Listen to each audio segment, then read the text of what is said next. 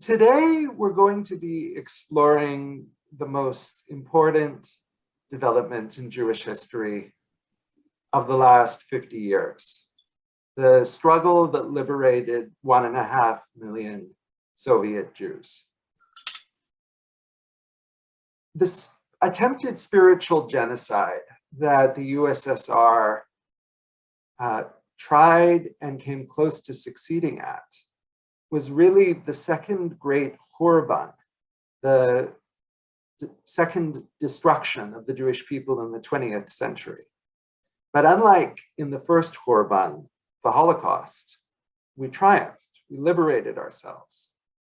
And this is something that we should be celebrating, and that I feel is not getting as much attention as it deserves.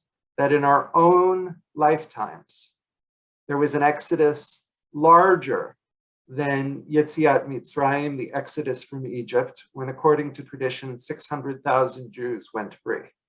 In the case of the Soviet exodus, we are talking about an estimated 1.5 million Jews. And beyond the physical liberation, there was a spiritual liberation that took place for the activists involved with the struggle, which preceded their actual physical liberation. They learned to live as free Jews even as they were living under a totalitarian regime, which was doing everything in its vast power to destroy their Jewish identities. And in doing this, they brought new meaningfulness to Judaism and gave enormous chizuk, strengthening, to the Jewish people in Israel and the diaspora, and also to the world at large. But before we go any further, I want to frame my presentation. By what right am I speaking about this? After all, I don't have firsthand experience of Jewish life in the Soviet Union. I don't even speak Russian. I can remember the struggle for Soviet Jewry as a child, as it unfolded in Canada, but I was too young to be actively involved in it.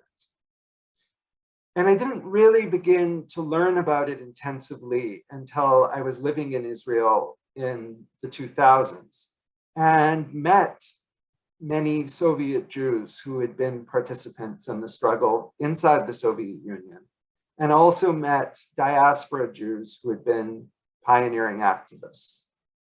So why am I speaking? Why do I feel I'm entitled to speak about this?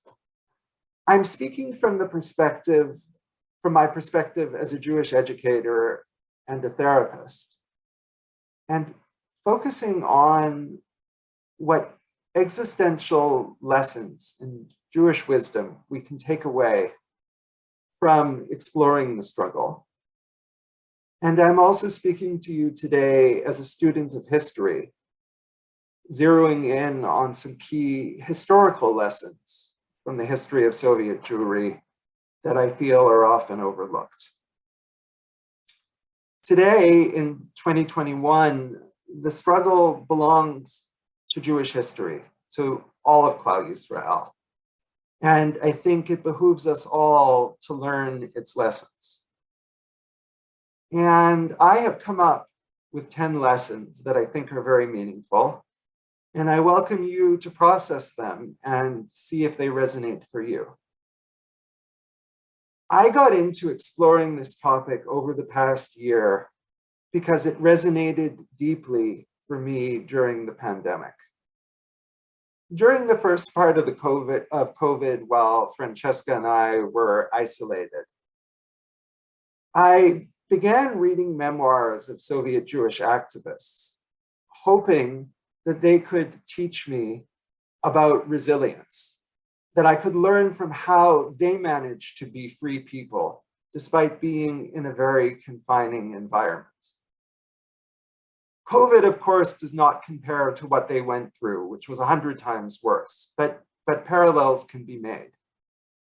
And I learned a great deal from reading a number of memoirs from cultural activists, political activists, and religious activists in the Soviet Union. And that is what I want to focus on today.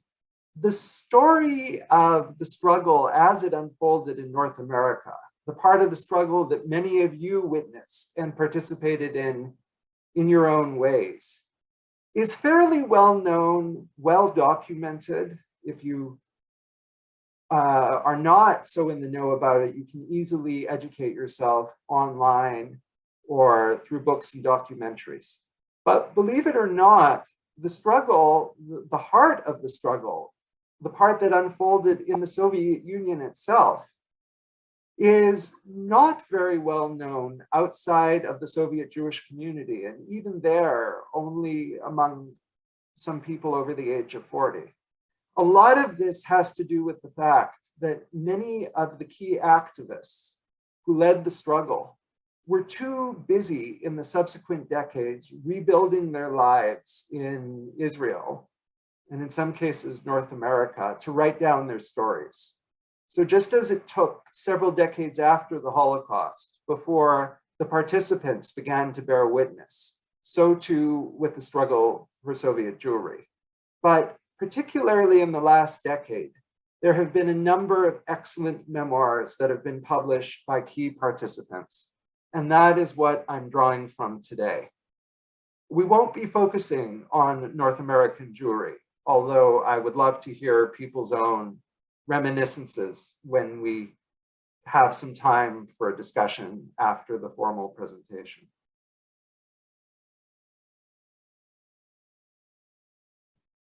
So in giving this presentation today, I want to make my own little contribution to the effort of reclaiming this incredibly meaningful episode in contemporary Jewish history. And it's a massive topic. We're talking about a community of 2.5 million Jews. So I'm mainly limiting what I'm going to share today to the community of Jewish activists in and around Moscow, the epicenter of the struggle, but by no means its only arena. The Soviet Union was a vast empire stretching 10 time zones and 1/5 of the Earth's habitable surface.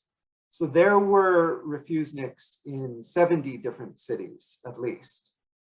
But I hope that looking at the people we're going to look at today will give something of a microcosm of that environment. Begin our journey. Those of you who were around in the 70s and 80s when the struggle was at its height probably remember these three incredible Jewish heroes: Anatoly Sharansky, the great strategist and spokesperson for the movement and prisoner of Zion, and later on an important Israeli political leader; Ina Nudel, who created a social network in the pre-digital era of refuseniks to make sure that their basic needs for food, clothing, and shelter were met; and Yosef Begun, who was a pioneering activist in the revival of Hebrew in the Soviet Union and served many years in the Gulag for it. These three heroes were the poster children of the struggle for Soviet Jewry insofar as it was publicized in the West. They are not the people that we will be looking at today, because their stories are fairly well known or fairly accessible, but they are just the tip of the iceberg. What I want to focus on today, let's see if we can get PowerPoint to move. There we are. Has anyone heard of these three people who we'll be looking at today?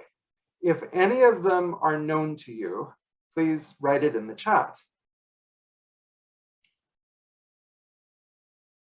These three figures, Yulia Kosharovsky, who masterminded the revival of Jewish culture in the Soviet Union; Vladimir Slepak, the father of the political struggle; and Eliyahu Assas, the first Soviet rabbi in 70 years, all played equally transformative roles in the struggle to those played by Nudel, Sharansky, and Yosef Begun.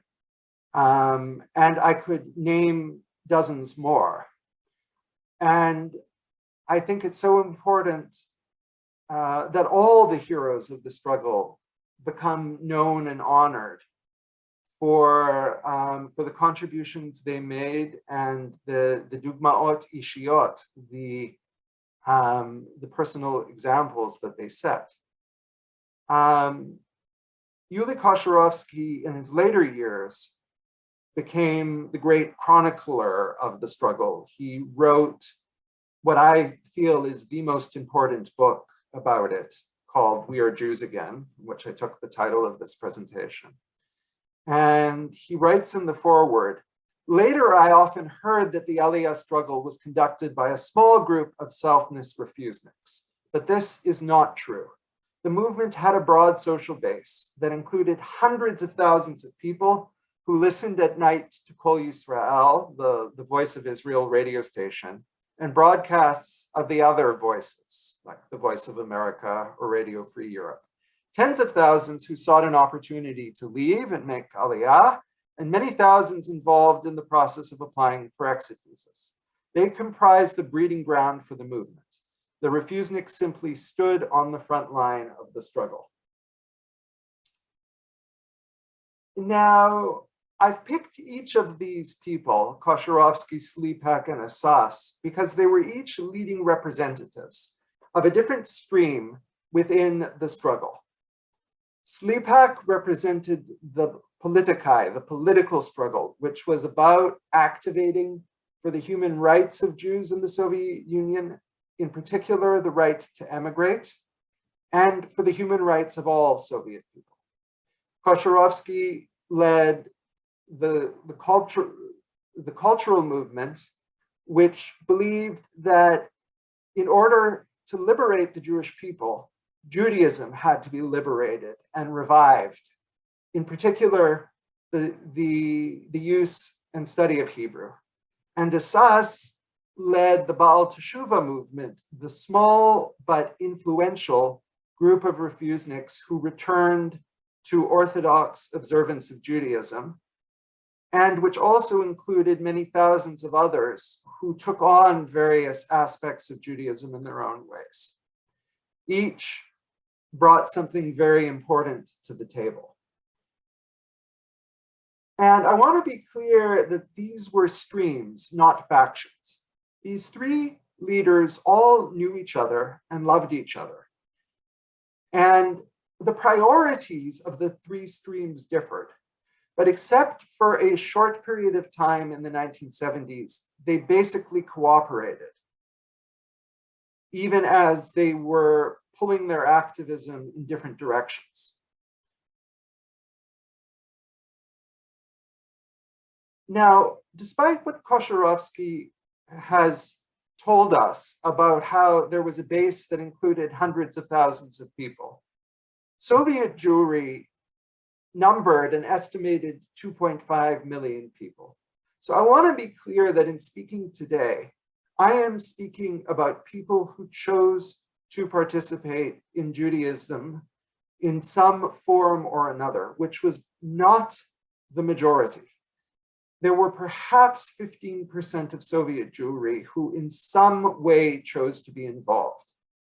Now that may sound like an abject failure. That means roughly 85% were not openly involved. But I beg to differ. These people were living under a totalitarian regime where any manifestation of Jewishness, such as lighting a Chanukiah in your home or making Kiddush, could lose you your job, or if you got more involved, have you sent to Siberia, or in some cases, given a death sentence. So the fact that they had around 15% of the population participating is a huge achievement. But it's also important to remember that this does not represent the experience of a majority of Soviet Jews who, for a variety of reasons, chose not to participate. I feel that we need to have some historic background to understand how the struggle for Soviet Jewry arose in the late 1960s. And it's important to ask the question, why were there so many Jews in the Soviet Union? How did they get there? And what took them so long to begin demanding their rights? After all, the Soviet Union was 50 years old by the time the Jews began to demand their rights. And it had been cracking down on Judaism pretty much from the beginning. So we have to go all the way back to the 1790s. Jews never wanted to be in Russia, and Russia never wanted them. That is the basis for all that follows. Jewish history in the diaspora has been a history of major diaspora centers in Babylonia, in Spain, in Poland, and eventually in North America. The Jews who ended up in the Russian Empire and then in the USSR were descendants of people who had settled in Poland, which, as you may remember if you were at the webinar that I gave in April about Polish Jewry, Poland was a land of opportunity. It was called Paradisium Judarum in the Middle Ages, paradise for the Jews. It was a place where Jews' legal and religious rights were protected by royal charter, and Jews flocked there. But in 1793, Poland was carved up by Germany, Austria, Hungary, and Russia. Russia took the eastern part of Poland, one of the most populous centers of Polish Jewry, the areas known as Ruthenia, now the Ukraine, and Belarusia, as well as the Baltic, what are now the Baltic states of Estonia, Latvia, and Lithuania. Russia had banned Jewish settlement prior to this time. It had much to do with their unreconstructed Eastern Orthodox Christianity, with its very classical anti-Judaism. They had not undergone reformative or modernizing tendencies as Christianity in the West was starting to do. So all of a sudden, Catherine the Great winds up with 500,000 Jews in her territory. And what is she going to do with them? Well, the immediate response was to restrict their lives. The Jews were restricted to living in the Pale of Settlement, which comprises most of Ukraine and Belarusia. This is where the ancestors of many of the people on this webinar came from. Restricted in the professions they could practice, and kept at a subsistence level economically. The incredible thing is that Jews in the Russian Empire turned inward. It was the Jews of Russia who continued the development of Hasidism, which had started in Poland, who created great yeshivot, centers of Torah learning. It was the birthplace of Zionism and of the cultural revival of Yiddish. All of this went on in very economically and socially limited circumstances. I'm not going to read the quotes on every slide, but I've put them there for your appreciation if you want to read them. Here we see two scenes from Fiddler on the Roof, which is how many North American Jews associate with the shtetl. This is on the top, Tevye and his family are leaving Anatevka, and you see the village leaving on the bottom after a pogrom in 1905. And you may remember that as the shtetl landlords, the members of the shtetl, are saying goodbye to each other forever, they all mention where they're going, and some are headed to America, a few are headed to Eretz Yisrael. But the interesting thing is, nobody says that they're staying in Russia. This is very historically inaccurate. Gives the impression that in the early 1900s, most of the Jews left the Russian Empire. In fact, during the Great Immigration that began with the first pogroms in the 1880s and ended in 1920, only about 1 in 3 of the Jews in the Russian Empire emigrated. The majority didn't leave either because they didn't have the chutzpah to leave everything and everyone they had known and start over again, or because they were deeply identified with Judaism and worried, correctly, that America or Canada would be a treifa Medina where they would have to work on Shabbat and would lose their frumkeit, or they had commercial or professional reasons to stay put. These people were the ancestors of the Soviet Jews. Lesson 2, Bolshevism replaced Purim anti-Semitism with Hanukkah anti-Semitism, and this made it acceptable to a majority of Russian Jews. What do we mean by Purim anti-Semitism and Hanukkah anti-Semitism? This is a very clever simile that the writer Dara Horn came up with in her recent book of essays, People Love Dead Jews, which I highly recommend. She's perhaps the only writer who can make the topic of anti-Semitism an entertaining read. Purim anti-Semitism is genocidal anti-Semitism, the anti-Semitism of Haman and Hitler, Yimach Shmam, kill all the Jews. Hanukkah anti-Semitism is the anti-Semitism of the Hellenizers in the time of Hanukkah. Allow the Jews to assimilate into society, offer them full participation at the cost of surrendering their Jewish identity.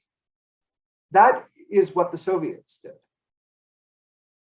And why did so many Soviet Jews fall for it? People who had been raised in shtetls as God-fearing, Torah-observing Jews.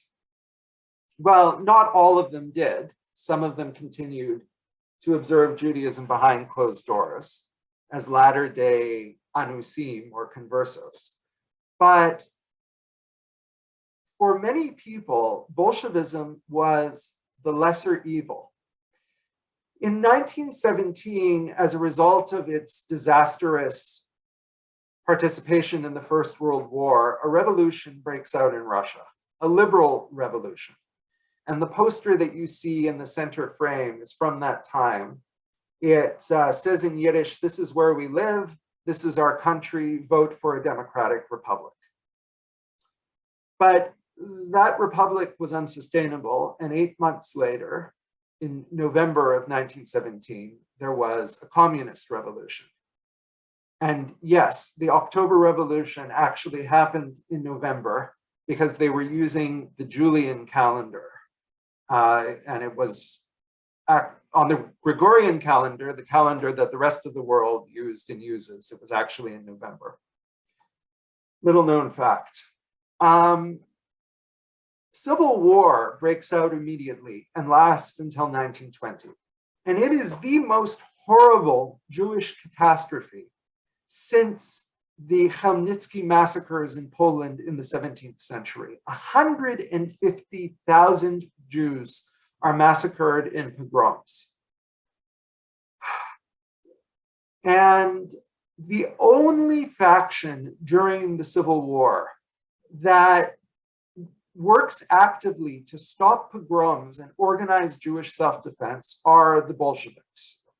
This naturally wins over many Jews who will come to either tacitly or actively support the Bolsheviks, including, incidentally, quite a number of religious Jews. There were even accounts of entire yeshivot who signed up to fight for the Red Army to stop the pogroms and the slaughter of Jews. And Jews also looked to the fact that Leon Trotsky, who you see on the right, was the second in command in the Bolshevik regime, how bad could a regime be if it was empowering Jews, if 4 of the 7 members of the original Politburo were Jews? But the Bolsheviks, from the beginning, had an agenda when it came to Judaism. In 1918, just after the revolution, Vladimir Lenin, the leader of the USSR, who you see on the left, commissioned Yosef Tishugaveli, better known as Joseph Stalin, the Commissar for Nationalities, to write a report about the status of the Jews. Were they a nation, he asked. And Stalin responded that a nation has to have 4 characteristics: a territory, a language, a common economic system, and a common culture. Well, Jews did not have a territory. They did have a language, Yiddish. They didn't really have a common economic system. They did have a common culture. So the conclusion of the Bolsheviks was promote the Jewish common culture and the Yiddish language, but use that as a vehicle for eventually assimilating the Jews into the Brotherhood of Labor, the new Soviet culture. And of course, they were atheists, so Judaism had to be stamped out. By the way, Leon Trotsky's great-grandson is now a rabbi in Jerusalem. Here we see some fascinating souvenirs of Yiddish culture in the Soviet Union in the 20s and 30s. The poster on the bottom right is my favorite. It says, the pig is the main machine of production for the coming year. On the upper right, you see the communist Haggadah. They quite cleverly reworked the entire Haggadah in terms of socialism. So the picture that you see is on the page about bidikat chametz, the ritual throwing out of chametz in preparation for Passover. They have replaced bidikat chametz with the throwing out of bourgeois capitalists. That's what you see in the picture. On the bottom left is a Yiddish alphabet. If you look at it closely, you'll notice something very strange about it. In the Hebrew language, there are final consonants for 5 letters. And Soviet Yiddish did away with the final consonants. That was considered too bourgeois. And they did away with traditional Yiddish pronunciations. Anything derived from Hebrew became treif for them. They replaced them with phonetic pronunciations. But to be fair, they did honestly promote Yiddish culture. And in the upper left, you see a set design by Marc Chagall, perhaps the greatest Jewish artist of the 20th century. Yiddish directors and writers and even film directors were paid government salaries to create Jewish culture in Yiddish. And Jews at first in the Soviet Union were offered the chance to integrate into society. All, as this quote says, all doors were opened, provided you were willing to give up any connection to Jewish observance or to Jewish nationalism. Judaism has a deep love of learning, and Jews could now suddenly enter learned professions. They flooded into academia. By 1939, Jews made up 20% of Soviets with a higher education, even though they were 1% of the population. And so in the first 3 decades of the Soviet Union, secularization, assimilation, and acculturation took place at a rate that was unprecedented either before or since. The Jews in the Soviet Union assimilated in 1 generation to the extent that it took American Jews 2 or 3 generations to assimilate. It's astounding. And intermarriage, which was almost zero at the time of the revolution, was up to 25% by the time of the Second World War in 1940, the highest of any Jewish community in the world. The Soviets cracked down on religious and nationalistic forms of Judaism without mercy. They created an organization called the Yevsektia, the Jewish section, to do the dirty work for them. They hired former yeshiva bochrim and even former rabbis who had become communists to persecute rabbis and Jewish institutions, to shut them down and create a Jewish version of communism. So religious education was outlawed for anyone under the age of 18. It could only be conducted privately for up to 3 people at a time, and eventually that became illegal after the Second World War. 650 shuls were closed in the 1920s, and Jewish publishing, unless it pertained to secular Yiddish culture, was banned. We are Am HaSefer, the people of the book, and traditionally we say twice daily in the Shema, Vishinantam levanecha v'dibarta bam, teach the Torah to your children and converse with them about it. How can you be a Jew if you don't have access to Jewish texts or Jewish education? So they struck at the heart of Judaism, and it had disastrous consequences. This quote really moved me.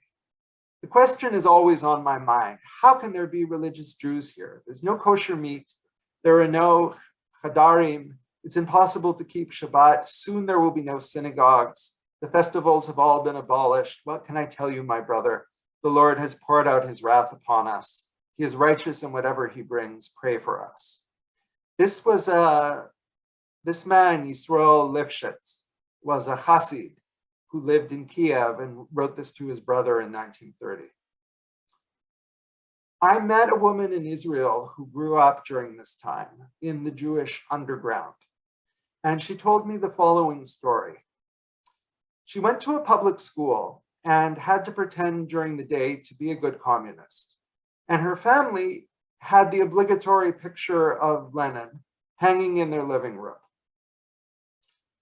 When they felt it was safe and on Shabbat, they would flip the picture around to reveal a picture of Rav Yitzchak Schneerson, the 6th Lubavitcher Rebbe, father-in-law of the Lubavitcher Rebbe who served in America, Menachem Mendel Schneerson.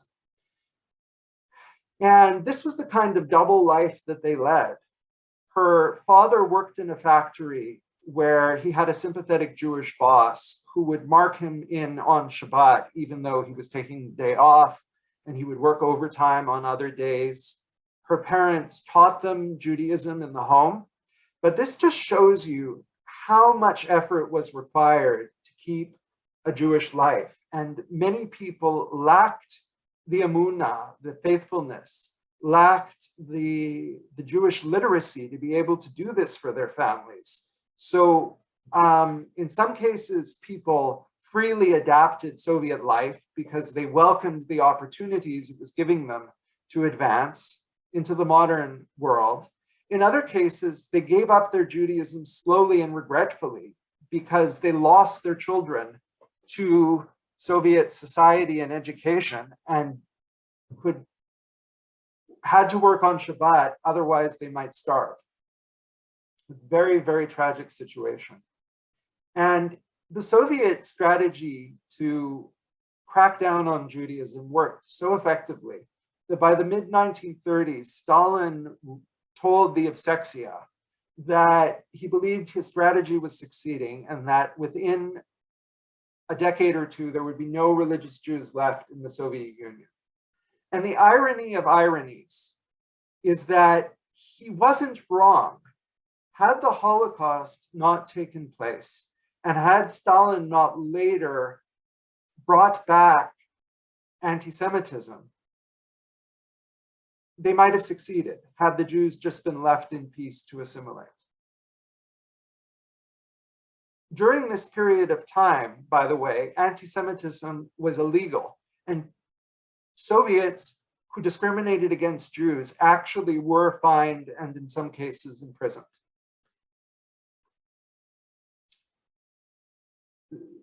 The Holocaust began when the Soviet Union was invaded by Nazi forces in the summer of 1941. Of the approximately 4 million Jews who were living in the Soviet Union at that time, around 2.5 million survived. So it suffered a huge loss in the Shoah of almost 50%, but compared to other parts of Eastern Europe, which L'Tsareinu Rav, to our great sadness, suffered fatalities of 80 or 90%, a considerable amount of its Jews survived. On the left, I've posted a terrible picture of the Einsatz group and the mobile killing squads who were responsible for most of the deaths on Soviet territory. And on the right, a picture representing how 250,000 Soviet Jews served in the Soviet armed forces. This is a picture of Vasily Grossman, who was the most important Soviet war correspondent and someone who secretly identified very deeply as a Jew and wrote a brilliant novel about Jews in the Soviet Union in World War II called Life and Fate. And he's posing in Berlin with other Jewish soldiers after the Soviets conquered it. When the war ended, the surviving Soviet Jews really believed that this would be the end of anti-Semitism, and that particularly because they had served in such large numbers and with such gallantry, that they might be able to have more latitude for observing Judaism within the Soviet Union and Jewish culture beyond secular Yiddish culture. But this was not to be. Lesson 3, the birth of Israel was a game changer for Soviet Jews. Does anyone other than my father know what this photograph is showing? If you do, write it in the chat.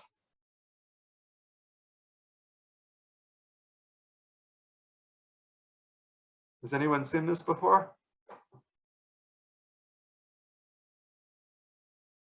Okay.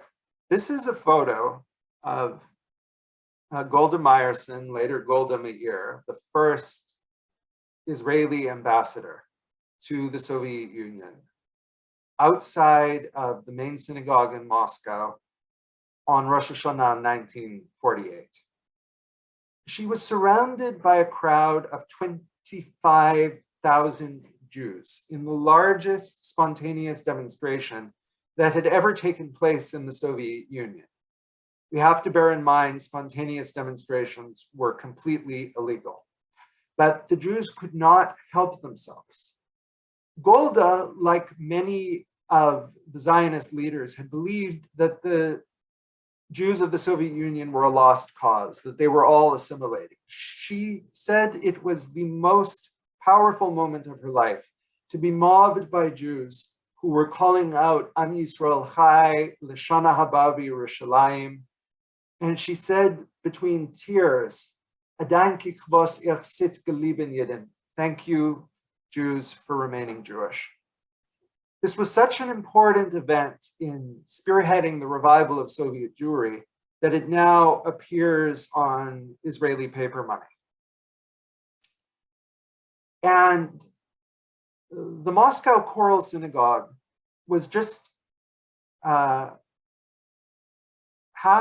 a kilometer away from the Kremlin. A report was on Stalin's desk the next day about this spontaneous demonstration, and he was livid. Apparently, the Jews were not disappearing. Apparently, they valued their own separate identity which was anathema to the Soviet Union, which was all about assimilating people from over 100 nationalities into the Brotherhood of Labor. And so, paradoxically, although the birth of Israel reduced anti-Semitism worldwide and gave Jews a new sense of pride, in the Soviet Union, it increased anti-Semitism many-fold, although there, more than anywhere else, it increased Jewish pride. This sense of, now we do have a territory, now we do have an economy, we are a people like other people. The black years of Soviet Jewry, 1945 to 1953. Jews suffered terribly during Stalin's reign, but what group did not suffer under Stalin during the purges of the 1930s? Jews in the 1930s were not targeted as Jews. They would be targeted for anti-Soviet activity. The first true anti-Semitic campaign in the Soviet Union occurred in 1949 with the anti-cosmopolitan campaign, which you see on the left. A cosmopolitan is defined as someone whose loyalty is not to the Soviet Union, but his loyalty lies outside, which is why you see this fat caricature of a Jew who's been traveling around the world. And they couldn't specifically target Jews because anti-Semitism was a crime in the Soviet Union, and the Soviet Union would boast that it was the first society to abolish anti-Semitism. But it just so happened that almost all of the cultural and political figures who were targeted in this campaign were Jewish. So the subtext was very clear. On the right, you see a cartoon from the Doctor's plot of 1953, when the Soviet press began to publicize that Jewish doctors working in the Kremlin were poisoning the Soviet leadership. This was a deliberate recycling of the old medieval accusations of Jews as poisoners. And this had terrible consequences for the everyday lives of Soviet Jews. I met Soviet Jews in Israel who could remember being taunted on the subways on their way to work, poisoner, traitor, you're a traitor to the motherland. Jews started to be summarily fired from their jobs in research institutes and academia, derided as fifth columnists. And this was a prelude to a systematic, once and for all crackdown on the Jewish people that Stalin had in the works. Jewish nationalism was not only a problem in terms of Jewish Soviets. It was much bigger than that. The Soviet Union was sometimes called the prison house of nations. It was home to over 100 nationalities, each with their own culture and their own desire to be free.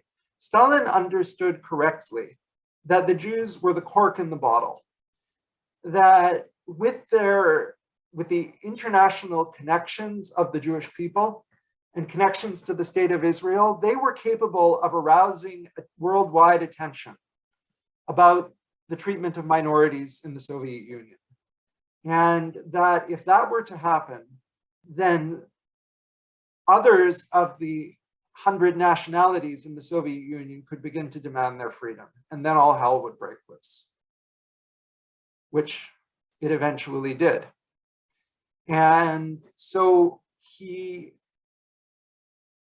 began to plan for the systematic deportation of large sections of the Jewish community to Siberia. And this plot was only stopped miraculously by his death in March of 1953. And perhaps not coincidentally, he died on Purim. So as in the time of Esther, an evil decree to destroy the Jews was again averted. Nikita Khrushchev was the next leader of the Soviet Union. And he repudiated many of Stalin's excesses, but he did not repudiate Stalin's anti-Semitism. This is a very important thing to note. So Jews in the 1950s, even as other Soviets were beginning to relax a little, beginning to enjoy more opportunities for cultural expression, for critical thought to some extent, we're still living in a great deal of fear. And this picture on the right of a Jew in shul from Life magazine, you can see the haunted look in his eyes. Aliyah starts at a trickle during this period. The graph on the upper left, which we'll keep coming back to. You can see in the blue part is the Khrushchev era.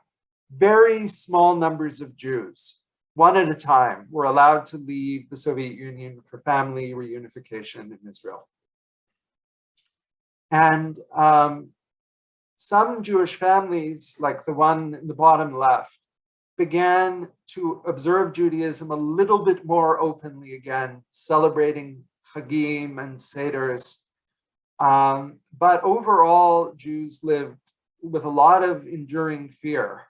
They felt in their hearts that what had happened at the time of the Doctor's Plot was only a heartbeat away, that they had to be extremely guarded in their expressions of Jewishness. So I met Soviet Jews who told me that after the Doctor's Plot, their mothers stopped lighting Shabbat candles forever.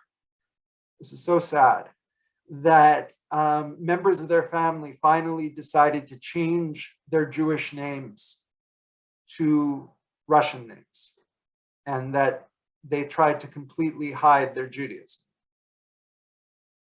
The era in which the struggle for Soviet Jewry mainly unfolds is during the reign of Leonid Brezhnev from 1964 to 1982, represented in the chart by the orange portion, the first great wave of Soviet Aliyah, when 250,000 people are let out.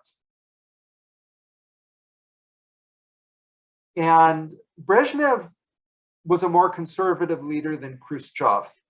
He affected a rollback to Stalinist tendencies, not as all-encompassing and totalitarian as Stalin, but put a curb on some of the free expression that was being allowed in Khrushchev's time, such as the publication of novels and poetry that criticized life in the Soviet Union. But thinking people in the Soviet Union had tasted the freedom of expression, and for them there was no going back. So a dissident movement started. And thinking Jews began to explore their Jewish identity more and more. This was one of the catalysts for it. We'll see others in a moment. Giving up your Jewish identity in the USSR and just assimilating into the Soviet Union was not an easy thing to do. The reason being that as in any totalitarian regime, which controls your life in every aspect, Soviet citizens had to carry an internal passport. It listed your nationality. You can see a copy of one here, and it has the word for Jew in the 5th line of the passport. This meant that regardless of whether you changed your name, changed your identity, divested yourself of Jewishness, there was incontrivable proof that you were Jewish, which you would have to present on a regular basis. And every Soviet Jew at one time or another had to confront this. I have two quotes here that are showing two different views, and that look at lesson number 5. The choice that we all face, even in free societies, is Judaism a burden or a gift? And question 4, which I forgot to mention earlier, relates to this, which is, does acculturation equal integration? Again, even in free societies, we have to ask, are we really accepted as Jews if we express ourselves openly as practicing religious Jews, as Zionists? Will we be accepted? It's a question we all have to answer for ourselves. And I don't think there's one right answer. I want to read the 2 quotes here. The one on the right is written by an anonymous Jewish woman, quoted in Kosherovsky's book, who says, in part, I do not feel like a Jew. I understand that I have an unquestionable genetic tie with Jewry.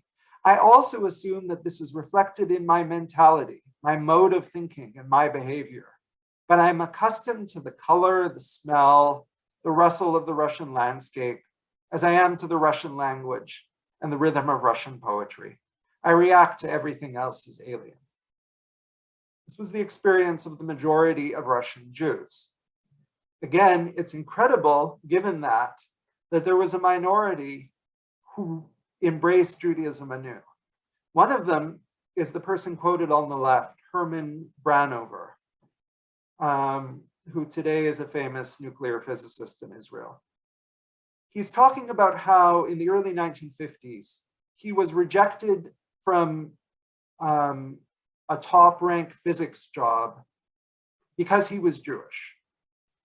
In the 1950s, Jews started to be discriminated against in higher education and in university admission. He had graduated from one of the top physics programs in the Soviet Union, but could not get a good job worthy of his qualifications. He writes, I remained standing there drenched, humiliated, and miserable, not yet knowing at this moment, when I deeply and painfully understood that I was not like all the others around me because I was a Jew, was the start of the most important and fortunate turning point in my life. I was not yet able to know then that 3,000 years before, the Almighty had said to the Jews, here I give you a blessing and a curse, life and death, choose life. Ubacharta b'chaim, the words in Sefer Devarim, the book of Deuteronomy, Parshat Ha'azinu. For him and for others, Judaism became the greatest blessing of their life. They made the decision that this 4,000-year-old religious civilization, which has given the world ethical monotheism and messianism, and so much else, was far more valuable to them than the status quo of Marxist materialism, and that they were prepared to sacrifice everything in order to be able to have it in their life and live freely and meaningfully as Jews. The reawakening. Many Jews who had been alive at the time of the Bolshevik Revolution in 1917 were very reticent to believe that anti-Semitism was in the Soviet Union to stay. They were still grateful for the opportunities that the revolution had given them to participate in society, and for how it had temporarily ended anti-Semitism in the Soviet Union, or at least dampened it down. It was really their children, primarily the baby boomers, born after World War II, born into the new resurgence of anti-Semitism, who began to reawaken as Jews. One of the most powerful statements is a group of 18 Georgian Jews who released a statement in 1969 that you can read on the screen. It ends with the words, we will wait months and years if necessary. We will even wait all our lives, but we will not renounce our faith and our hope to go to Israel. Israel's victory in the Six-Day War in 1967 was another major turning point. Soviet media propaganda had broadcast the message that Israel was going to be crushed by the Soviet Union's client states, including Egypt and Syria, and that it was finished. Israel turned the tables and defeated those countries, and by extension, defeated the might of the Soviet Union. And now Soviet Jews saw Jews can advocate for themselves, they can fight. Israel is a powerful country. And if it can overcome that adversary, maybe we, with Israel's help, can overcome the might of the Soviet Union, as unbelievable as that sounds. And another important factor in this reawakening was that in 1966, Alexei Kosygin, the second in command in the Soviet Union, gave a press conference in Paris in December 1966, stating that any Soviet Jew who wanted to could apply to emigrate on the basis of family reunification. What he didn't say was that they would be extremely choosy about who they allowed out, but it was at least in theory possible. And people began to apply. In reality, only 1 in 3 who applied over the next 20 years was allowed to leave. At this time, some Soviet Jews begin to think about activating for the right to emigrate, begin exploring Judaism and learning Hebrew. And as Kosharovsky said, there were many layers of involvement. There were others who enjoyed learning about Judaism, but were not ready to apply to emigrate, were not ready to go to demonstrations, and others still who were sympathetic in their hearts, but chose not to get involved because they knew that they would be risking their jobs and their social status. On the upper left, we see Simchat Torah in Moscow, which would be the highlight of the year for Jews in Moscow. It would attract sometimes as much as 40,000 people, which is peculiar given that Simchat Torah is not a major chag. It's not even mentioned in the Torah. But for Soviet Jews, it became an embodiment of joy in being Jewish. You know, it's a chag where there's tremendous singing and dancing and enjoying yourself. The Soviet Jews who came, who were primarily young, educated people, would not enter the synagogue. For one thing, they didn't know how to pray. For another, the shul was full of KGB informants. They gathered outside, and the KGB let them do this, and would take up several blocks around the synagogue. And the synagogue in Moscow, starting after the Six-Day War, was also the central gathering point for refuseniks. They knew that the KGB could not arrest them there because, in theory, places of religious worship were still allowed to operate in the Soviet Union.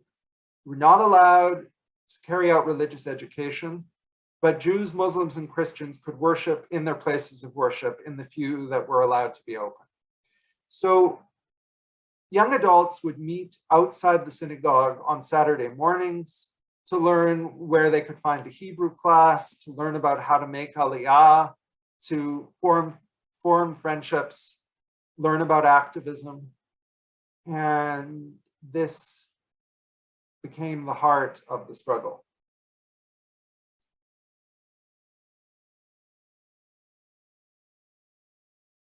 The Soviet Union created the idea of Zionism equals racism, and this really activated a number of Soviet Jews.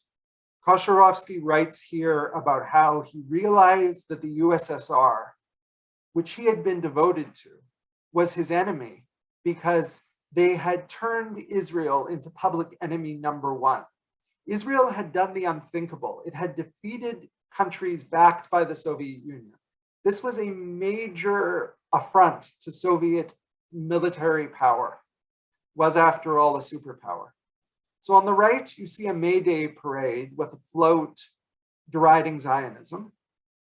And you see two cartoons, including one of an Israeli soldier with a shadow of Hitler in the background. Any notion of Zionism as racism, which unfortunately we still see today on the left, or Zionism as colonialism, originates from the disinformation plots of the KGB in the 1960s and 70s. What you on the bottom left, you see an exit visa from the Soviet Union, what every Soviet Jew who made the decision to make Aliyah wanted to get. Only 1 in 3 applicants did. And over 600,000 people started the process between 1970 and open immigration in 1989, but only around 300,000 got out.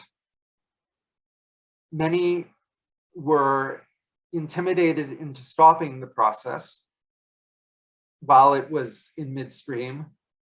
And 11,000 who started the process, you see the steps on the side of needing references from A to Z and a character reference from your workplace, among other things. 11,000 who submitted all the required documentation but were not allowed to leave became the refuseniks. And the Soviet Union deliberately gave exit visas with one hand, but turned people away with the other to send the message to Jews and to other ethnic minorities. You do this at your own risk. They wanted to let some people out because there was starting to be international pressure, including from the United States government, to respect the right to emigrate. But they wanted to make it fiendishly difficult, so to discourage people. All right, in the remainder, I want to look at the 3 streams of the struggle, starting with the politici, the political struggle. Their struggle could be encapsulated by the words, "Let my people go." And this leads us to lesson 6. Being grounded in their Jewish identity empowered the politici to fight for universal rights. You see the leading politici on the bottom left, including Natan Sharansky, Vladimir Slepak, who's one of our key figures today, who's the man in the jeans jacket with the bushy beard. You see on the left, the extreme left and the extreme right, Vitaly Rubin and Alexander Lerner, who were 2 leading Soviet academics who brought the movement great prestige by joining it, and Ina Nudel, who we discussed earlier, and others. All of the people in this photo were committed not only to the struggle for the Jewish right to emigrate, they were committed to human rights for all Soviet citizens. And they're remembered as such and honored as such in the Soviet Union, in Russia today, as great champions of human rights. I think it really bears noting that it was their embrace of their Jewish identity that first made them feel free, made them feel whole. And out of that wholeness and freedom, they found the strength to advocate for human rights for everyone. This matters because there's a perennial debate, which is coming up again now in the Jewish world and in the world at large, about universalism versus particularism. Should you love your own people primarily, or should you love humanity? And what the politici responded was yes. They did both. I have a picture of Vladimir Slepak blowing a shofar on the right as a metaphor, because Cynthia Ozick, the great American Jewish writer, uses the shofar as a metaphor. She talks about how if you blow through the large end of a shofar, no sound comes out. But if you blow through the short end of the shofar, through the little opening, you get a loud ringing sound. And this is a metaphor for how, if we're grounded in our own particular identity, in the roots that give us life, that gives us the strength to go big, to go universal. But if we start with universalism without knowing how to love our own community, it's a lot harder to really be grounded or be effective. That was what the Politicae represented. We're a little pressed for time, so I'm going to just run through this briefly, but this is a collage of different ways that they were involved with the human rights movement. On the upper left and right, you see the Helsinki Accords, which was a landmark in human rights. It was an international codification of human rights that the Soviet Union signed in return for a recognition of their borders, including the right to emigrate. That meant that the Soviets had signed an agreement guaranteeing that the Jews had the right to leave the Soviet Union and could be held accountable to it. They never, ever planned to observe it, but it meant that they could be held to account in the court of public opinion. And the Politicae, including Vladimir Slipak, became involved with the Helsinki Watch Group, which was dedicated to monitoring the observance of the Accords. In the center, you see a Time magazine cover with Natan Sharansky. The bottom left is about the Jackson-Vanik Amendment, which made most favored nation trading status of the Soviet Union, which the Soviets desperately wanted to get from the Americans, contingent on allowing immigration. That was another major contribution of the Politicae in pushing for this. I'll just say a few words about Vladimir Slipak. Hopefully you'll have other opportunities to read about him. What he represents for me is that freedom is not a physical state so much as a vital connection to something greater than ourselves. He was a father of the political struggle. He was Natan Sharansky's teacher and father figure, a very loving, affable person who at the same time had iron strength. And journalists would often ask him, "Aren't you afraid of going to prison?" And he would respond, "Where do you think I'm living now?" And they would also say to him, "When do you think you'll go free?" And he would respond, "I'm free already, because I'm living as a free person, expressing myself freely, and I'm serving a higher purpose." He spent 20 years as a refusenik, never knowing if he would be allowed out, indeed concluding in the later years that he would never leave the Soviet Union alive. And yet he felt very free. And he lived under constant harassment by the KGB and was exiled for 5 years to Siberia, where you see him with his wife in the center. The Kulturniki, the cultural struggle. This could be summarized under the heading, "Let my people know." As Ephraim Chomiansky, who was a leading cultural activist, said, there was a group of people who decided there was a reason we had been locked up in the Soviet Union. Let's learn what it means to be a Jew.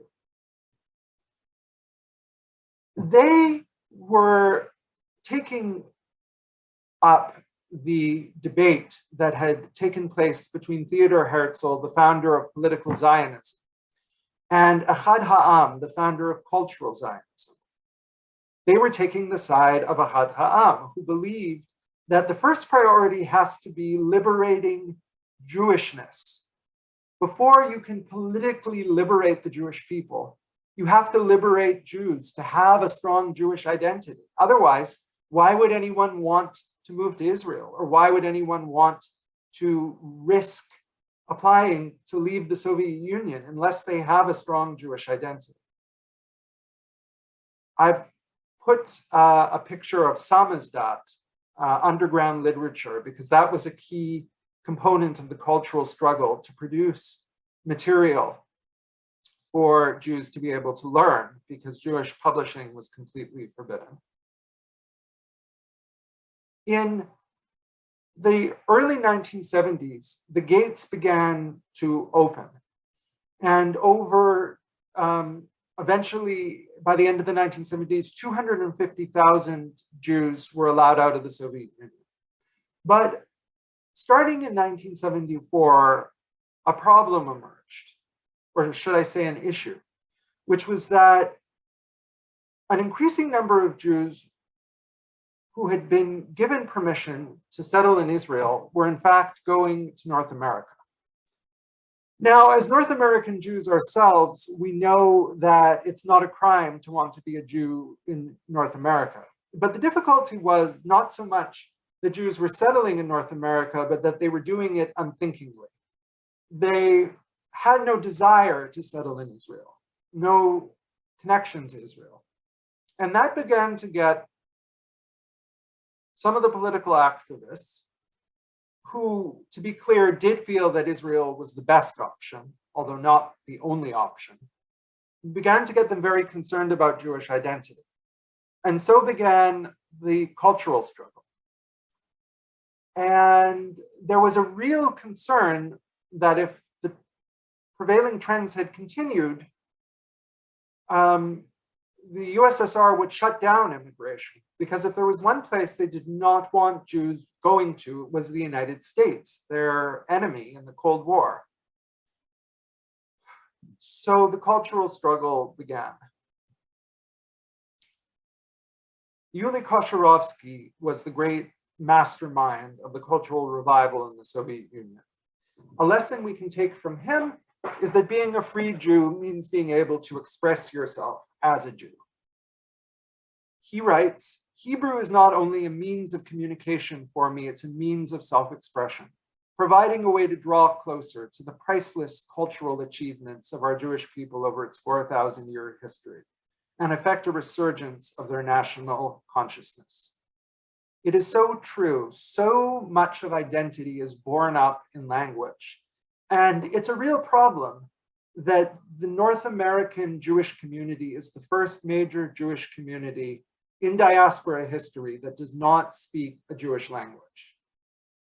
I know that I personally feel so much more Jewish when I'm expressing myself in Hebrew than I do in English, even as I love the English language. And for Soviet Jews who were facing such assimilating pressure, being able to learn Hebrew was liberating. It gave them access to a Jewish reality. You see Kosharovsky here on the bottom right. He's with his wife on Simchat Torah, and on the left is a picture of him with Ronald Reagan in the late 1980s, by which time he was still a refusenik. You can see how much he aged in the 18 years he waited to go to Israel. He very quietly, but with great determination and charisma, built a huge network of ulpanim, of Hebrew language instruction programs in the Soviet Union, eventually reaching to 70 cities. He would teach intensive courses that he designed himself over the summers for Hebrew educators, where after 3 weeks, they could go back to their cities and teach their own classes. But his attitude was that everyone can be a leader, and that if you know the letter bet in the Hebrew alphabet, you should teach someone else the letter aleph. And with his tremendous enthusiasm, he was able to inspire thousands of people to discover Hebrew and discover Jewish culture through it. Living as free Jews in the USSR.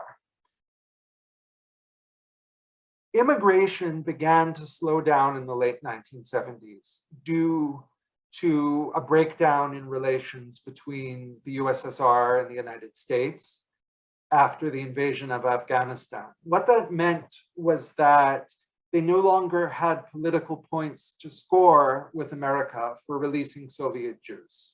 So they all but stopped. And the cultural wave that had begun in the mid-1970s really picked up at this point, because a lot of Soviet Jews began to realize they had no idea when they would be allowed to leave. Those whose applications to leave had been rejected were refuseniks, that they might indeed spend the rest of their lives in the Soviet Union. So they began to turn inward. They did very much what their ancestors in Tsarist times did, to create a unique Jewish culture that was separate from the world around them. And it was a very rich culture. What you see in the upper left-hand corner is one of the song festivals, modeled on the Israeli National Song Festival. It took place in the forests outside of Moscow, a safe place that they could go outside of the reach of the KGB. And this went on for 5 years until all the organizers were arrested. And in the middle photo on top, you see people holding up numbers to judge the songs from the contest. And on the bottom left is a photo exhibition about Jerusalem. They were able to do what they did culturally in no small part due to the support of Western Jews. A single book would be smuggled into the country, for example, and then samizdat, underground publishing copies, would be made. Photocopying was illegal in the USSR because they wanted to control the spread of information. So Kosharovsky and others at the top of the cultural movement mainly spent their time creating underground copies of books. They would photograph entire books and then print thousands of photographs in order to make copies of the books, an incredibly intensive process, or retype books. And one book would have to suffice for an entire Hebrew class. If you were in it, you might get it for 24 hours. And if you were dedicated, you would spend an entire day learning it.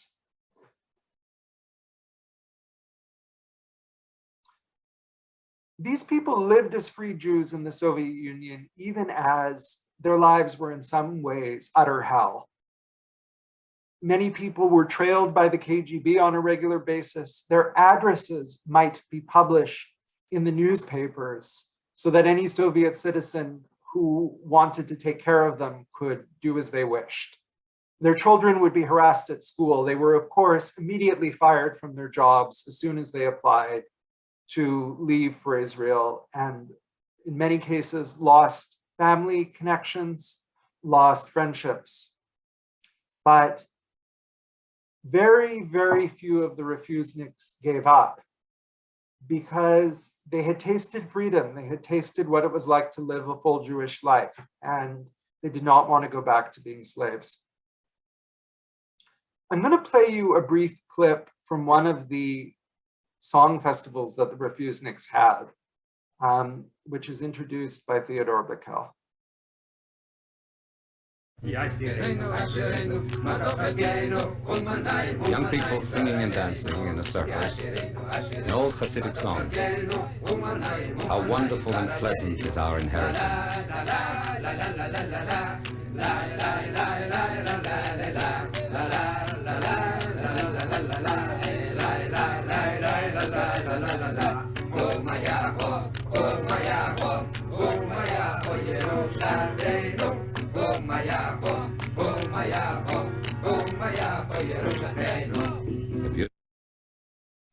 When I first heard this little recording, I had tears in my eyes. The full translation of what they were singing, which is a famous Hasidic song, is "How blessed we are how good is our lot, how pleasant is our destiny. At the time that this was recorded, again, these people were living in a form of hell, but they truly meant what they were singing. They were so grateful to have reclaimed their Jewish identity and to be able to experience the meaningfulness of it. And they believed that their destiny was pleasant, despite everything. Yeah, I see it. Okay. The 1980s were a terrible time for the Soviet Jewry movement, the beginning of the 1980s, represented by the gray part of this graph. You can see very, very few Jews were let out at that point. The Soviet Union recognized that it was in trouble, and the former head of the KGB, Yuri Andropov, took over. He was perhaps the second greatest adversary of the Jews of the Soviet Union after Joseph Stalin. He had been masterminding their persecution for the last 15 years and was determined to crack down on them in any form of dissent. He was a diehard Stalinist. And emigration was really brought almost to a standstill. And there were mass arrests of not only the political activists who were being rounded up in the 1970s, such as Natan Sharansky, but now they began cracking down on cultural activists as well, on Hebrew teachers, such as Yosef Begun. It was at this time that one of the most remarkable phenomena of the struggle, the religious movement, the Baalei Teshuvah, people who returned to Orthodox observance of Judaism, began. And Herman Branover, who we saw earlier, writes, "All the words in the world would not suffice to explain the joy of going to a synagogue in Russia for a Torah class, to move through the hostile mob, to sense the eyes of the shadowers on your back, and remain a proud Jew. Once they were inside, the KGB and the Soviet regime ceased to exist.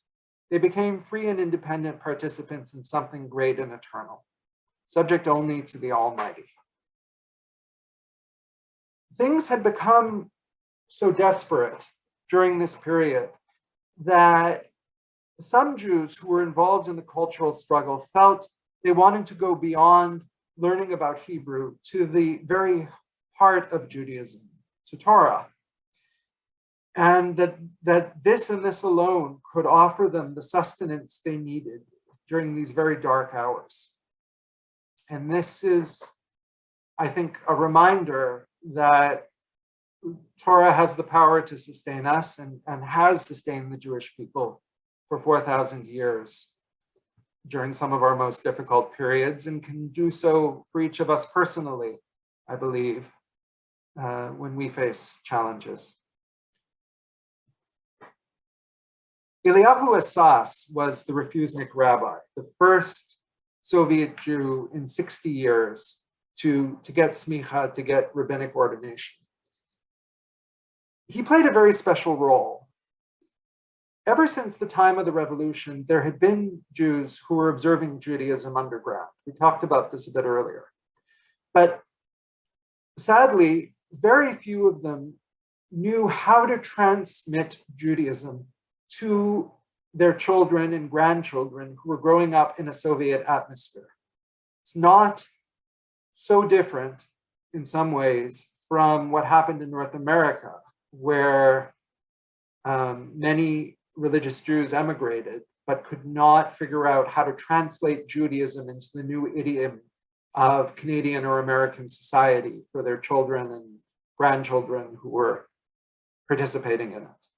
What made Eliyahu Assas special was that he was very much a Soviet Jew. He got a PhD in mathematics from a leading Soviet university. But then he discovered Torah, and quite miraculously, he discovered Judaism and fell in love with it, and began to teach it quietly in people's apartments.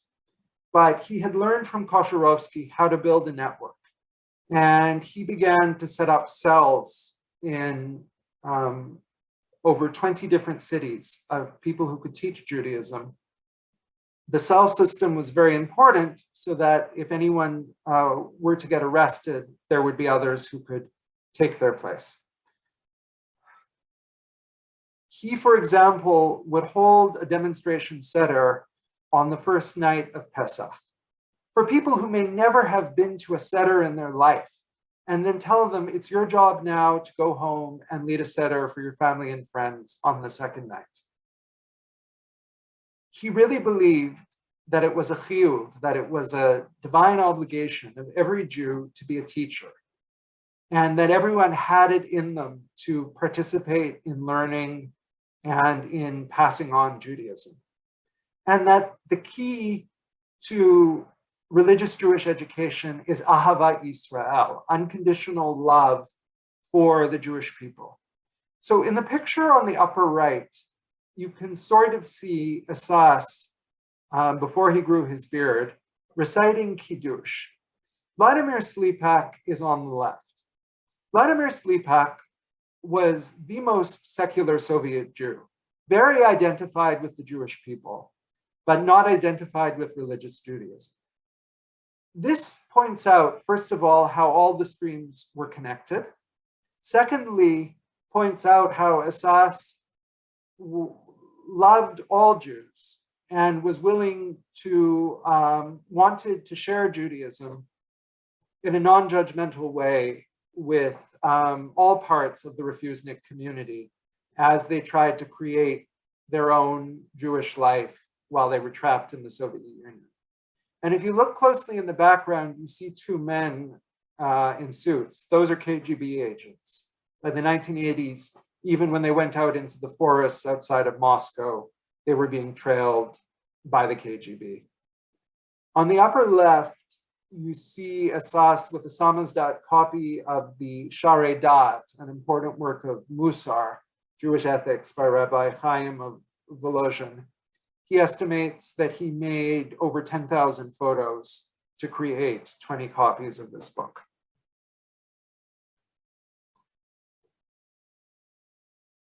There was no Jewish infrastructure in the Soviet Union. Anyone who has been through the process of taking on some form of Jewish observance that's meaningful to them, such as Shabbat and Kashrut, knows that it's a transformative process. It involves a great deal of discipline, time, and energy. Just imagine trying to do that in a country where it's almost impossible to obtain kosher food, to be off of work on Shabbat. So it's incredible that starting in the late 1970s, over 1,000 people took on Orthodox observance, and several thousand more took on certain observances that were meaningful to them and began coming to shul on Chagim and on Shabbatot. And Asas had to go all over the Soviet Union, finding ways to revive shechita, kosher slaughter, trying to create mikvaot, ritual baths, and setting up classes and summer camps and Sunday schools. He was one of these people who could live off of 2 hours of sleep a night and literally never slept for 15 years while he was establishing this.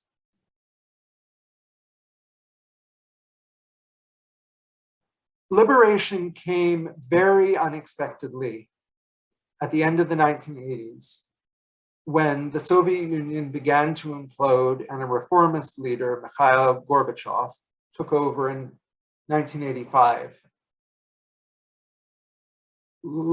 Sunlight came really at the darkest hour, at a time when many Soviet Jews and many activists in the West worried that the struggle had been lost, that the Soviet Jews would never get out because there had been almost no immigration for the last 6 years.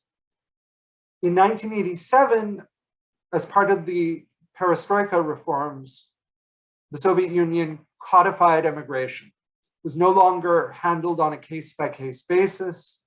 where many people could be refused for who knows what reason. And more and more Jews began to leave, as you see in the yellow part of the graph. In 1989, immigration restrictions were lifted and open immigration was allowed. So that by the time the Soviet Union collapsed in the end of 1991, over 800,000 Jews had left. And when you include the Jews who left in the years immediately following, we see that there was an exodus of around 1.5 million Jews, about 1 million of whom went to Israel, and 500,000 went to the diaspora, primarily to North America. And the irony of ironies is that the Soviet Union, which worked so hard to snuff out Jewish culture, ended up giving a great gift to the state of Israel, which they so hated, of around 1 million Jews, who revitalized Israel in every way, spiritually, religiously, culturally, taking the gifts that the Refusenik movement had created and bringing it to Israel, bringing their enthusiasm and energy. And of course, many of the Jews who went to Israel had not been activists, but they were able to benefit from the culture and infrastructure that the Refuseniks had helped to create, both those who had stayed in the Soviet Union and those who had come during the 1970s and then become participants in it as Israelis. Gal Beckerman, journalist for The Forward, who wrote a very good popular history of the struggle for Soviet Jewry called "When They Come for Us, We'll All Be Gone," writes, if the first half of the 20th century gave us the ultimate example of Jews as victims of history, then the second half gave us, in addition to the establishment of Israel, this triumphant story, one in which Jews grabbed history and changed its course. It is so vital that we remember this. We have to commemorate the Holocaust, but it is also deeply important not only to remember our victimization during that time, but our triumph during the struggle of Soviet Jewry, an exodus larger than the exodus from Egypt. Now, the Jews were not responsible for the collapse of the Soviet Union, but they did play a necessary part. Stalin was absolutely right when he believed that the Jews were the cork in the bottle, that if they were given the right to live freely as Jews in the Soviet Union or to emigrate freely, that other nationalities would begin to demand their rights and the Soviet Union would collapse. That was exactly what happened. Through the activism campaign in the West, which we did not discuss today, but which many of you remember vividly, the Soviet Union was held to account by Western democracies and eventually forced to allow Jews to emigrate and to live more freely as Jews within the Soviet Union during its final years. And that led to many other nationalities demanding their rights and to eventually demanding independence and to the Soviet Union being destroyed. So once again, this goes back to the lesson. Through embracing their Jewish identity and standing up as Jews, all of the activists ultimately served humanity, served the rights of all Jews in the Soviet Union. We saw mugshots of the Refuseniks at the beginning looking quite grim. In this last slide, we're looking at a picture that shows you the other side, the tremendous love and camaraderie that they had for each other, the independent Jewish life that they created. Here you see many of the same people. You see in the bottom left, Natan Sharansky. In the center is Vladimir Slepak. And on the bottom right is Yulia Kosharovsky. And they're celebrating Lag BaOmer in the woods outside Moscow with two visiting Israeli wrestlers who had come to compete in the Moscow Olympics of 1980. Sharansky has repeated many times that although he never wants to go back to the years of the struggle in the Soviet Union, they will always be some of the best years of his life. A time where he felt tremendous love for the Jewish people, love for his fellow activists, and a sense of purpose. Abraham Joshua Heschel wrote that every action that we take either works to help bring the Mashiach or to impede its coming.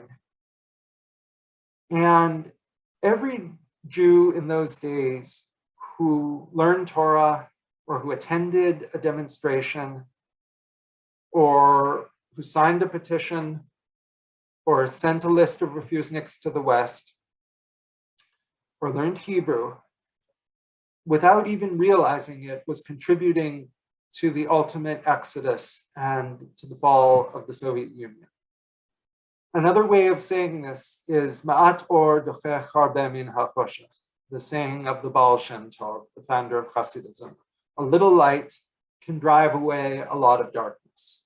You may not understand the ultimate outcome for decades, maybe not even in your lifetime, but I believe that the refuseniks demonstrate that it's a reality. And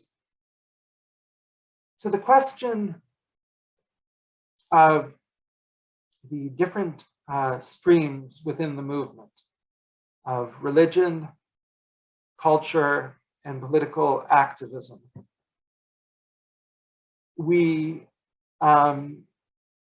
I started out with the question of which has the correct approach. And the answer is that they all brought something important to the table. And this is an important demonstration of pluralism, that Klal Yisrael is at its strongest and most effective when we listen to the full spectrum of voices. And even as we may advocate for a certain position, we remain in vital dialogue with people who have different priorities and a different hashkafa or outlook, just as the cultural, religious, and political activists remained connected with each other even as they prioritize different things. For me, the most meaningful thing, though, about the refuseniks is the fact that they lived in accordance with their values. However they express their Jewishness, they put Judaism at the center of their lives, recognizing that it is one of the most valuable things that they possess and should be their highest priority. And I think that this sets an example for all of us. And if they were able to grow as Jews under the most adverse circumstances, then kal v'chomer, all the more so, can we who are living in freedom. We can learn Hebrew and take it to the next level. We can take our understanding of Torah and our Jewish spirituality to new levels, and our involvement with community and our activism. And that is one of the most meaningful things I believe that we can do with our lives. They fought bravely, Sharansky has said, so that they could simply be Jews. And I think that their examples can continue to guide us for generations to come. Okay. So for those of you who still have patience, we have time for some discussion now. And when you have something to say, please unmute yourself and we'll chat. Thank you for a very informative, interesting, and inspiring presentation. There's a lot of things we never heard of or saw before, and we learned a lot this morning. Thank you. Yeah, I'm so pleased. Ilan? So, okay. So first of all, Ari, thank you so much for bringing us like all the information and this narrative of all the different pieces of the journey of for Jews in the former USSR. Like what a narrative. I'm just like overwhelmed with like how amazing it is. As I digest all of that, I wonder, I'm putting myself in the headspace of these activists or any ordinary freed Jew that left the USSR. And I'm wondering, and it's kind of a universal question, what do you do after such an epic struggle?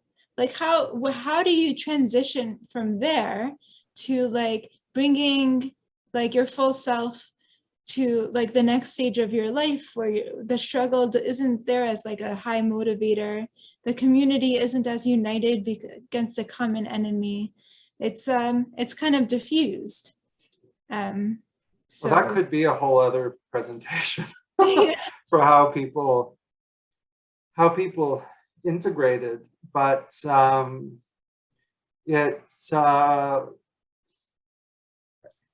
one foot. It's remarkable to see the contributions that some of the former refuseniks, particularly people who grew up in the Soviet Union, made in North America and Israel. I know some of these people. And what inspires me about them, about the most determined of them, is that they do not take living freely as Jews for granted. They are not looking for an easy, comfortable life. They're looking to make a difference. And whether that's in the professions that they work in, or working in Jewish organizations, or contributing as citizens of the state of Israel, they live incredibly full and participatory lives. Unfortunately, for a large number of the older refuseniks, there were a lot of problems. It's a whole other sad story that many of the people who had been in refusal for decades, including Vladimir Slepak and his wife, Masha, by the time they got to Israel, they were too old to retrain in their professions. Some of them, including the Slepaks, ended up in poverty, which is tragic that the state of Israel, which fought so hard to get them out, was not able to support them in their old age. But that was what happened. Refuseniks could not take a kopeck out of the Soviet Union when they left, and many of them had waited for the best, most productive years of their life to leave. So that was and remains a problem. But the former refuseniks I've known who left when they were still fairly young, in their 20s and 30s, who could undergo a klita, an absorption into Israel, have done very well. A lot of it also had to do with their knowledge of Hebrew. Slepak, as a political activist, his attitude was, I'm going to learn Hebrew when I get to Israel. His focus was on sending lists of refuseniks to the West so that the Soviets could not make people disappear, planning demonstrations. Unfortunately, when he got to Israel, the fact that he was not fluent in Hebrew was a huge problem. And this really points to the cultural argument that in order for people to get involved in the struggle, to want to move to Israel, and then to be able to do it, you need to know Hebrew and have an identity. Kosharovsky, for his part, had a very good klita, absorption into Israel, because he was more fluent in Hebrew than many Israelis, and was able to start a successful business, actually an employment agency for Soviet Jewish scientists, start his own political party. And then as a retirement project, he wrote the book that I based this presentation on, partly, We Are Jews Again, which I highly, highly recommend. It's a page turner. He interviewed more than 100 participants in the struggle and created a very moving oral history. And Eliyahu Assas had come out of the cultural movement, so his Hebrew was also very good. And he was still in his 30s when he came to Israel, so he was also able to transition, unlike Sleepak, who was a grandfather by the time he got to Israel. And Rabbi Assas continued what he started in the Soviet Union, working with Soviet Jews, teaching Torah in the old city of Jerusalem, where I had the privilege of once hearing him speak. Other questions or reflections? Ari? Yeah. Hi, it's Estelle Melzer. Yeah, hi. I just wanted to preface by saying that this was, it made the whole story that most of us, well, I knew patches of. I remember demonstrating in front of the Russian embassy. It made it much more coherent and understandable. So I really appreciate that, and I'm sending this on. Jordan is and his family are visiting Rachel, so I'm sending that on to them for sure. And Thank you. my oldest grandson will also, who loves history, will also find this very, very interesting. The thing is, somebody who has worked in the Jewish community over the years, that's me. I worked at the JCC for many years. I remember. The Russian Jewish community, and frankly, also the Israeli Jewish community, within the JCC movement, they were classified as the hard to reach communities. Mm-hmm. And my personal experience of Russian Jewry in North America is that many of them do not connect, and it's very, very hard to be able to get them to connect. I know there's a lot of efforts in the community to help them connect. Well, I guess the question is, again, you know, those who have come to North America, some of them definitely are religious, but many of them, as like Israelis, have no real interest in religion at all, Judaism. Right. So it's very sad. It is very sad, and that is a testament to what Stalin sought to do, that so many Jews, the vast majority in the Soviet Union, grew up with very little attachment to Judaism other than anti-Semitism and the fifth line on their internal passport. Now, there was a process of, to some extent, of self-selection that took place. The people who were more committed to Jewish identity prior to the breakup of the Soviet Union went to Israel, and the people who were primarily focused on a better life for their children, a chance to get into good universities and get jobs worthy of their credentials, would go to North America. And those are most of the Soviet Jews that we're seeing today. Why is that? Because when the largest wave of Soviet Aliyah began in 1989, when the USSR permitted free immigration, the United States and Canada stopped classifying Soviet Jews as refugees. Prior to 1989, if you could get out of the Soviet Union, you were allowed in to either Canada or the United States as a refugee, as a person fleeing persecution. You had to apply to Israel for a visa.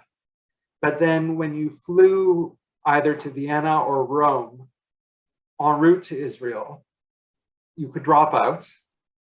Those who went to North America were called the Noshrim, or the dropouts, and decide at that point to go to North America.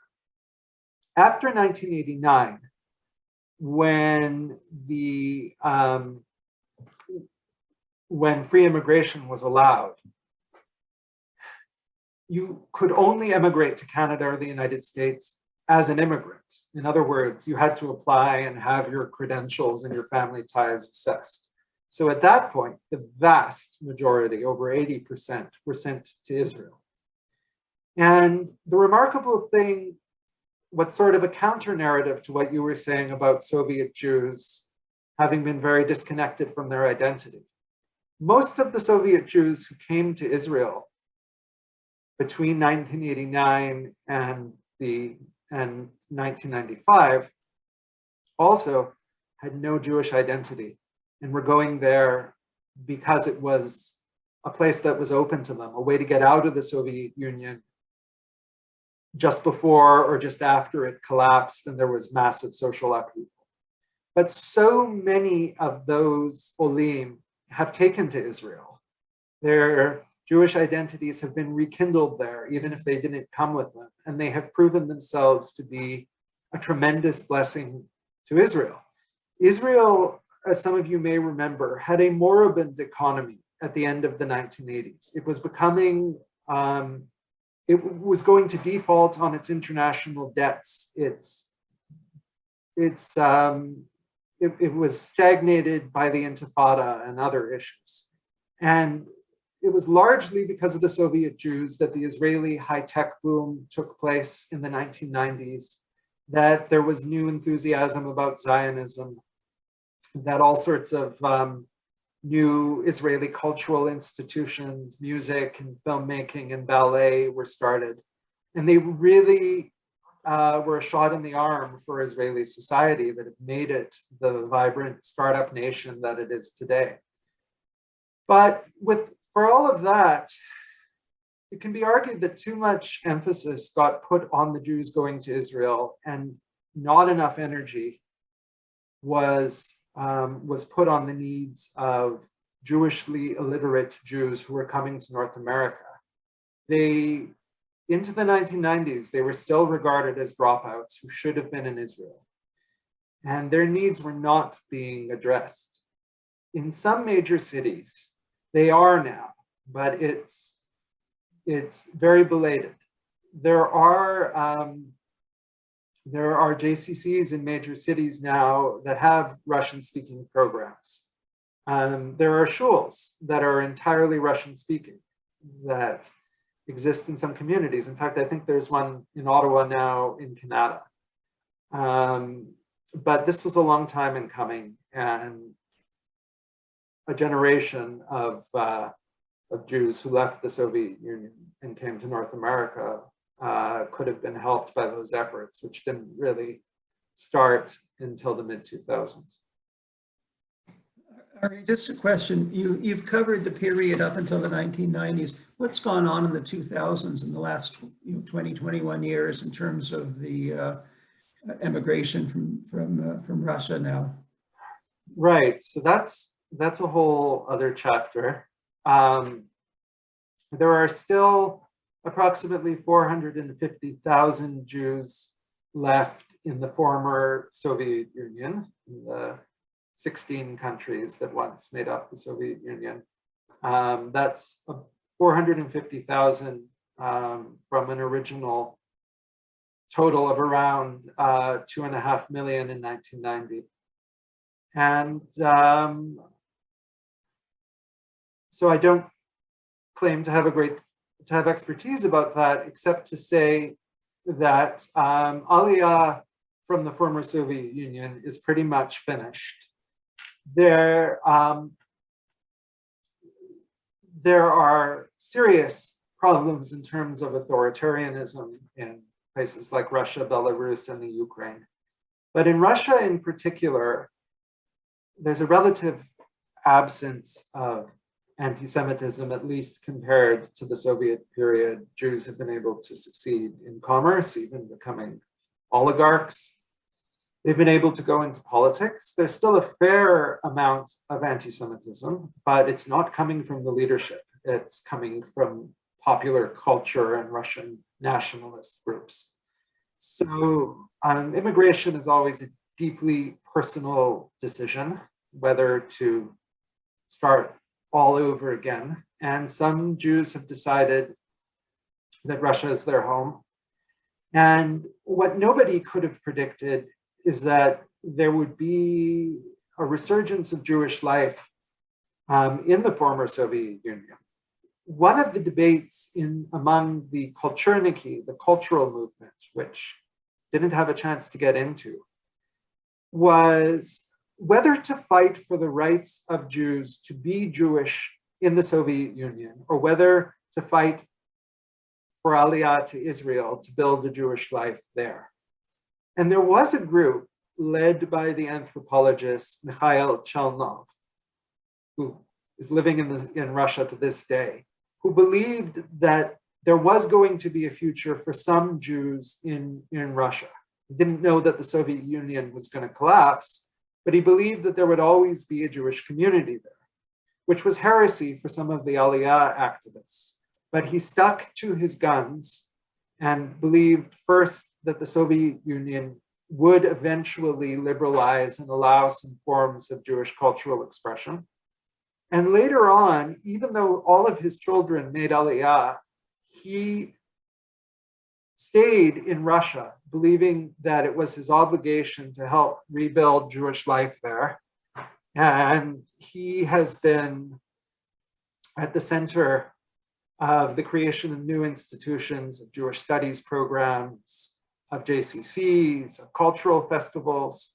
So there is a lot going on in Russia in particular, as well as religious life. Chabad is very active. And there are, again, synagogues in all the major cities of Russia. But it remains to be seen how long that's going to continue for, both because it's a smaller population. There are only about 300,000 Jews in Russia. And they face very strong assimilating pressures. The intermarriage rate, I think, is about 70%.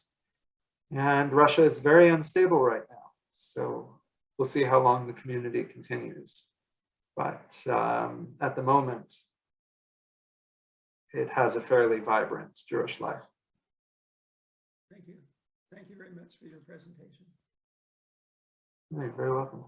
Do we have time for perhaps for one or two more questions or comments before we say Leitrat?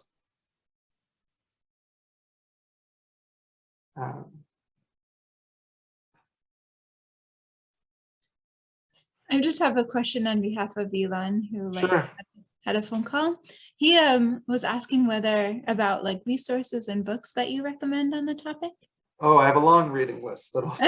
maybe you can email it to us or. Oh, I look forward to doing that. Yeah, Thank you. that's definitely the plan, because I have to tell you, even when I put the slides together for this PowerPoint, even at that point, I probably had enough information for a 6-hour presentation. We just barely skimmed the surface this morning. There is so much more to explore. And my hope would be that this presentation will move many of you to read at least one book on the struggle to gain a more in-depth understanding of it. I found it, as I said, so enriching to learn about this and to read memoirs of people who had been there, not just intellectually, but in terms of my hashkafa, my Jewish outlook, and in terms of my self-awareness. Life has gotten very difficult in some ways over the last 2 years, but we all have the capacity to say yes to life and to be resilient. I really believe that as a therapist. And I think that the activists were able to demonstrate that there's a lot that we can take away from their stories as Jews and as human beings. And one thing that I did not include in this presentation that's really missing from the history that I hope will be included in the future is that unfortunately, there has been very little written about the role of Soviet Jewish women in the struggle. I could only find one book written by a female Soviet Jewish activist, and it was not usable for this presentation. There was still a lot of gender normativity in the Soviet Union in the 70s and 80s. Feminism had not come into the picture. So there were not very many Jewish women at all who were in the upper echelons of leadership, really just Ina Nudel and one other woman, Dina Bellin.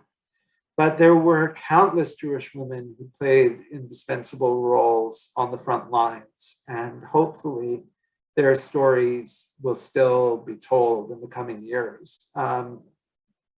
I have Amazon alert me about certain topics, and it seems like every couple of months for the last 2 years, new memoirs by former Soviet Jewish activists or secondary sources about them have been coming out. This is a whole publishing industry in Israel now, and some of the best work is being translated into English. So hopefully some of the stories of the women activists will begin to come out.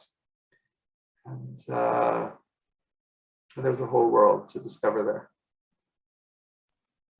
Thank you very much, Ari. It's time to say Dainu, I think, but we want to thank you very much for a fantastic presentation. And also, be well, everyone. Yitzhak. Thank you very much. Shalom Lehitraot.